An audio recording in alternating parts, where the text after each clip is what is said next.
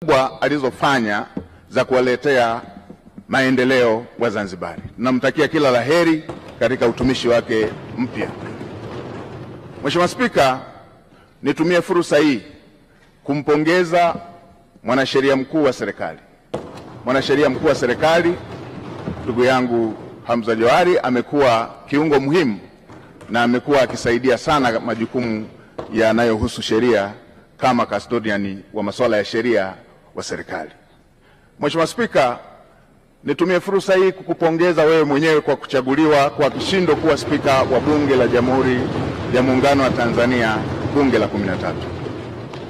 Natambua nia yako thabiti ya kulifanya Bunge la 13 kuwa bunge la Watanzania. Niahidi kwa niaba ya serikali tutatoa ushirikiano wa dhati kuweza kuhakikisha kwamba unatimiza malengo yako hayo ya kulifanya Bunge la 13 kuwa bunge la Watanzania. Mheshimiwa Spika, nitumie fursa hii pia kumpongeza Dr. Philip Mpango, makamu wa rais mstaafu, kwa kazi kubwa aliyoifanya ya kumsaidia Mheshimiwa Rais. Tutamkumbuka kwa unyenyekevu wake, kwa maono yake na usaidizi wake uliojaa utii. Dr. Mpango amefanya kazi yake kwa uthabiti mkubwa. Nitumie fursa hii pia kumpongeza Mheshimiwa Kassim Majaliwa, waziri mkuu mstaafu.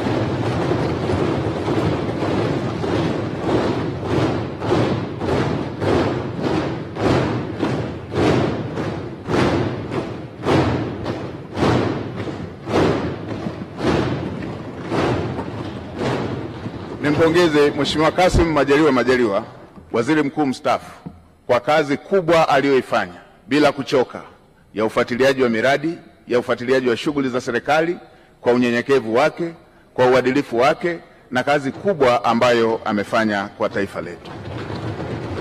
Naamini kila Mtanzania anatambua jitihada alizofanya katika kumsaidia Mheshimiwa Rais.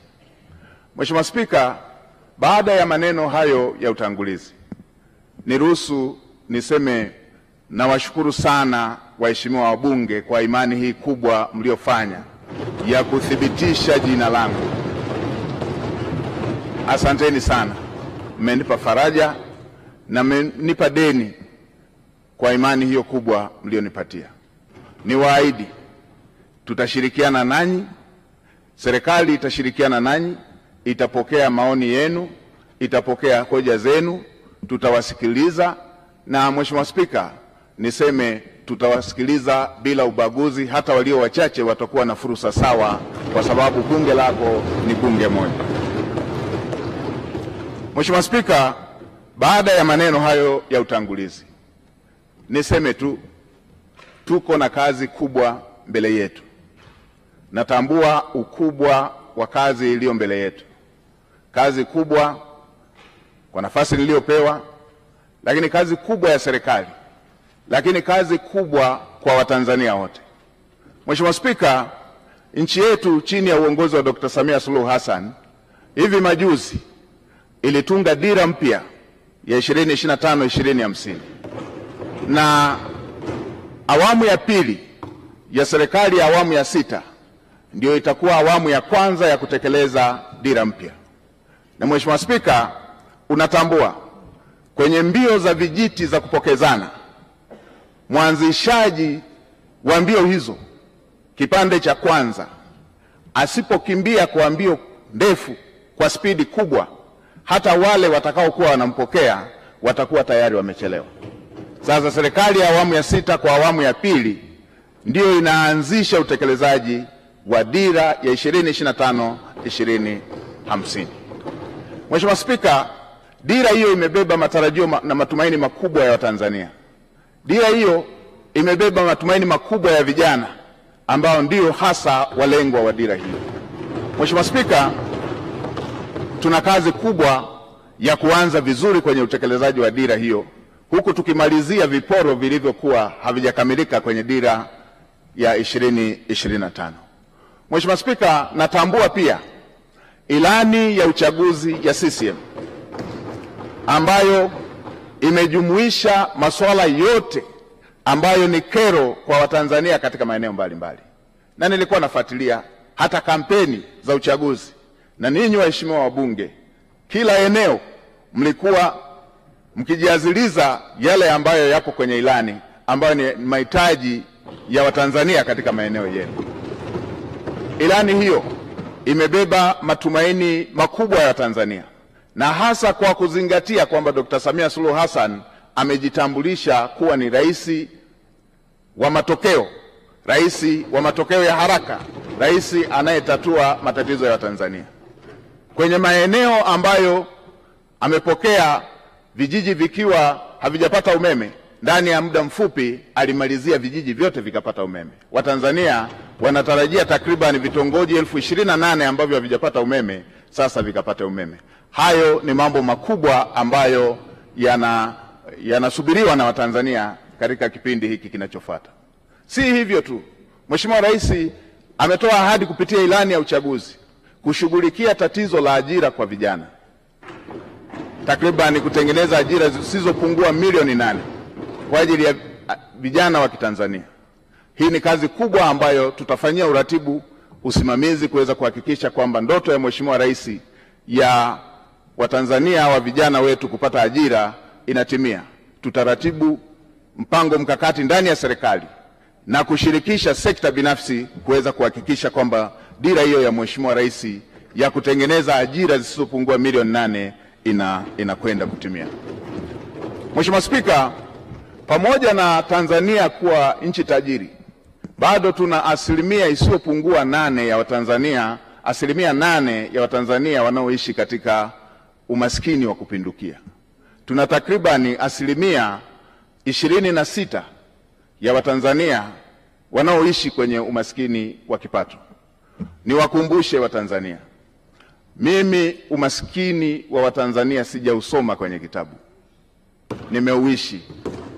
Na Mheshimiwa Spika, katika maisha yangu haya, katika umri wangu huu, miaka takribani 32 nimeishi katika maisha hayo ya umaskini. Nimeishi katika maisha ambayo, kwa wale wanaokumbuka, kule vijijini mama zetu, dada zetu wakivaa gauni huwa wanajifunga nguo kiunoni. Ile nguo anayojifunga dada yangu, ile nguo anayojifunga shemeji yangu, ndio ilikuwa nguo yangu ya kujifunika.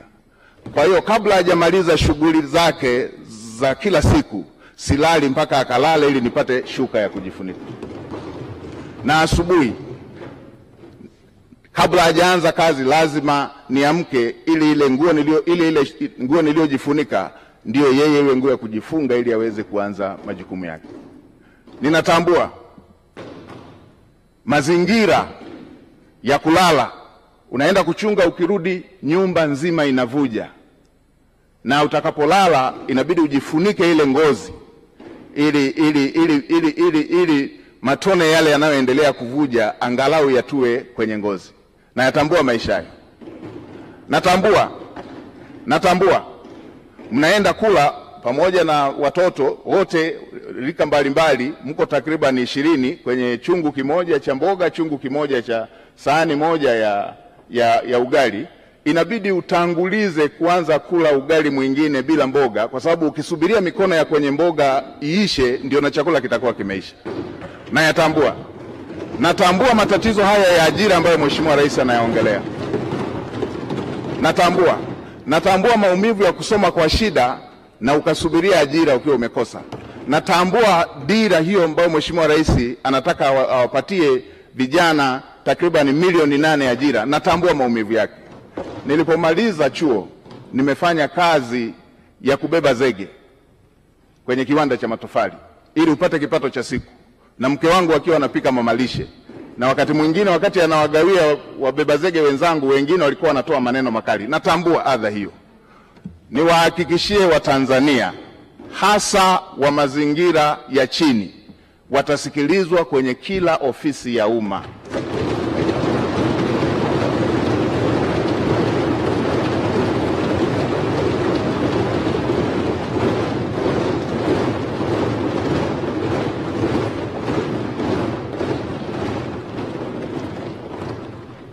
kila aliye Mtanzania, hii nchi ni yake. Watanzania wote watasikilizwa kwa nidhamu katika ofisi za umma. Watasikilizwa kwa nidhamu katika ofisi za umma. Watanzania watafikisha kero zao, na watumishi wa umma watakwenda kwenye makazi, kwenye maeneo ya Watanzania kutatua kero za Watanzania.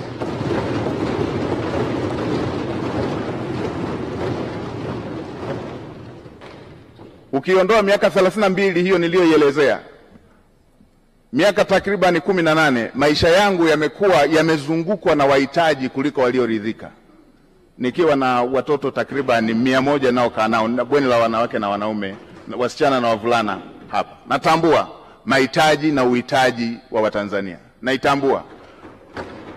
Kwa kutambua hilo, naamini yale yaliyo dira ya Mheshimiwa Rais katika kutatua kero za Watanzania, niwahakikishie Watanzania nitasimamia kwa uadilifu, nitasimamia kwa jitihada, nitasimamia kwa kuhakikisha kwamba hayo yanatimia.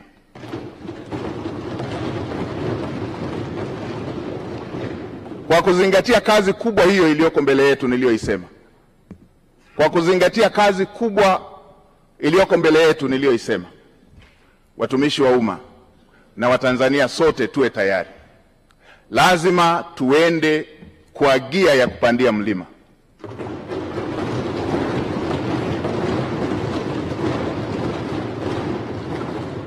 Lazima tuende kwa gia ya kupita kwenye bahari yenye mawimbi.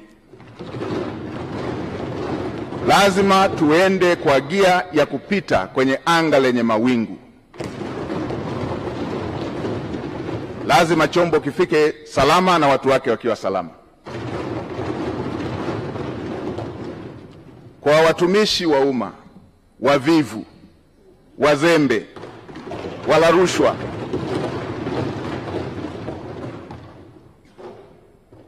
na wenye lugha mbaya kwa Watanzania, tuwe tayari.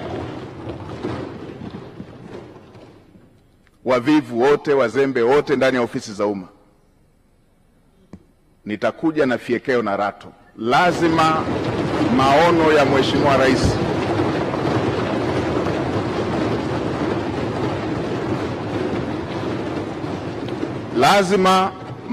Mheshimiwa Rais ahadi ambazo Mheshimiwa Rais amewaahidi Watanzania lazima zitekelezwe. Mheshimiwa Spika, katika kumalizia, nitoe rai kwa Watanzania wote.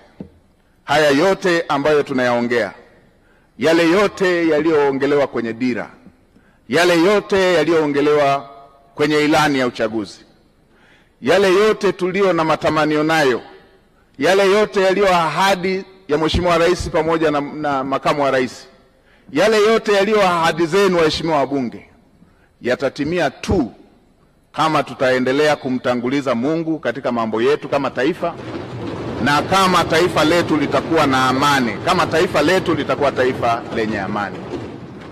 Yatatimia tu kama tutaendelea kumtanguliza Mungu katika mambo yetu kama taifa, na kama taifa lina hali ya amani. Bila amani, yote tunayotamani, yote tunayotarajia, yote tulioahidiwa, yote viongozi walioahidi, yote yaliyoko kwenye dira, yote yaliyoko kwenye ilani hayawezi kufikiwa. Nitoe rai kwa Watanzania wote, tuwe na wajibu wa kuhakikisha kwamba nchi yetu ni ya amani. Tumtangulize Mungu hata kwa yale tunayoona ni magumu, ili tuweze kuhakikisha kwamba Mungu anatusaidia kupata ufumbuzi wake, kwa sababu kwake yote ni mepesi. Mheshimiwa Spika, katika kumalizia, nishukuru familia yangu, wamesimama nami mara zote, mke wangu Neema pamoja na watoto. Niwashukuru wananchi wa jimbo la Iramba, niwashukuru sana wananchi wa jimbo la Iramba, kwa sababu pasipo wao kunichagua nisingepata sifa leo ya kupendekezwa kuwa waziri mkuu. Asanteni sana wana Iramba, asanteni sana Watanzania wote. Mheshimiwa Spika, nakushukuru kwa mara nyingine. Asante sana kwa kunipa nafasi.